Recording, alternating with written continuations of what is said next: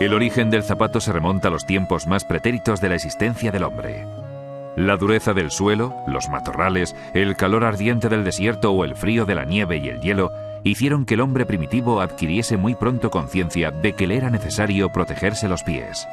Antonio Cano es un artesano del cuero que trata de plasmar sobre piel todo aquello que observa, imagina y sueña.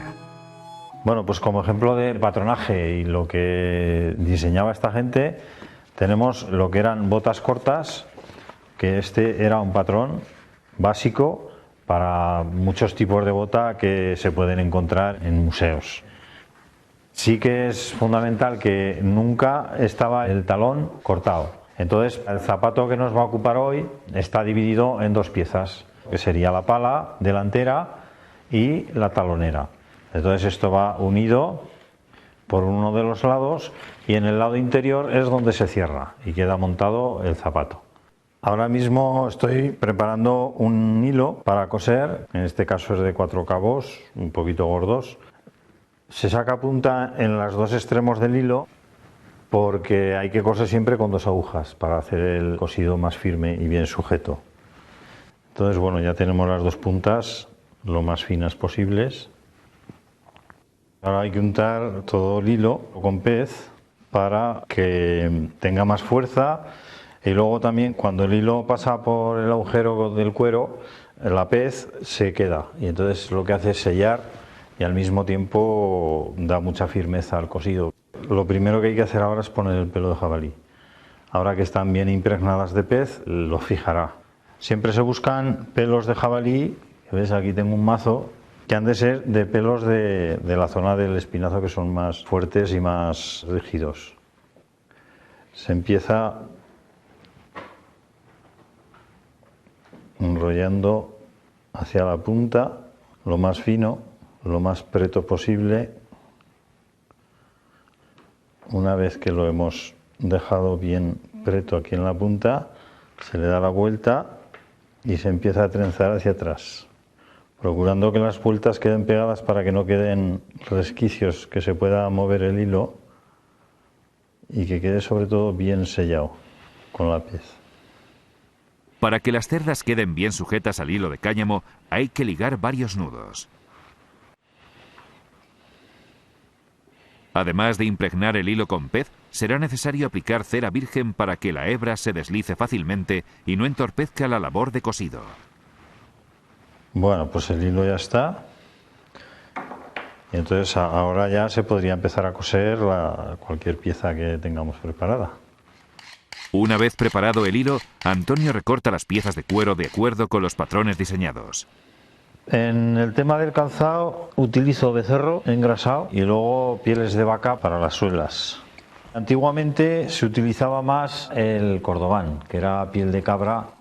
Siempre trabajo con material de curtido natural, no curtido metálico, que el curtido natural era el que se utilizaba entonces, aunque ahora, claro, pues las técnicas han cambiado. Pero se sigue utilizando curtientes naturales como entonces.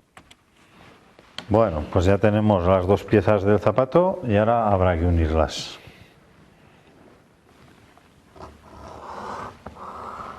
Habría que empezar a marcar los cosidos con la bigotera para que todas las puntadas queden más o menos iguales, quede un cosido decente. Está datado que los cosidos que se hacían entonces eran por el interior siempre y a media carne para que no se vieran por fuera y además así evitabas el rozamiento del hilo con piedras, con ramas, que siempre sufren menos deterioro. Entonces para eso hay que ser bastante fino, ir perforando la piel a media carne sin pasar de un lado al otro. Bueno, pues ahora que tenemos todos los agujeros preparados, cogemos el hilo con las agujas y vamos a coser, como podéis ver, del revés, con el cosido por el revés. Antonio centra su obra en la época medieval. Sin embargo, es habitual que elabore piezas de otra índole por encargo. Este verano me encargaron unas botas del 17, que eran exactamente las botas que llevaba Spinola en la rendición de Breda, en el cuadro de Velázquez. O sea, te quiero decir que piden cosas muy concretas. Y esto pues mando un esquema de cómo tomar las medidas, me mandan las medidas y con eso yo pues hago después los zapatos. Una vez que le das la vuelta al zapato, pues la costura desaparece y se queda en el interior. Ahora tendríamos que preparar la suela para poder montar el zapato y coser. Yo pongo dos suelas, una interior y otra exterior. Bueno, y una vez que hemos hecho los agujeros, habría que coger el zapato, darle la vuelta y montarlo sobre la horma. Bueno, pues estamos terminando de unir el zapato a la suela mediante un hilo de cáñamo embreado con pelos de jabalí en la punta como agujas, que así nos permite trabajar con agujeros más pequeños y el cosido queda muchísimo más fuerte. El artesano recorta el sobrante de piel para un mejor acabado. A continuación coserá la sobresuela para reforzar la parte inferior del zapato.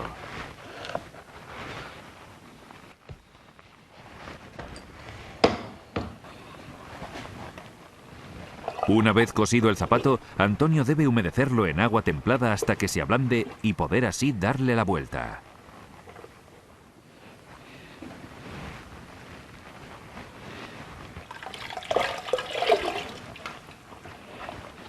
Esto sí, ya está.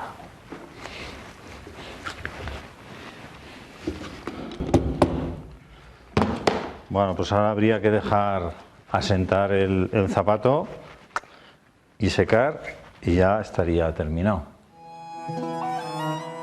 Gracias a la labor de Antonio Cano hemos conocido las utilidades del cuero, cómo se trabaja y trata, y cómo las manos de este artesano son capaces de transformarlo en una pieza única, de arte y de uso, de historia y recuerdo.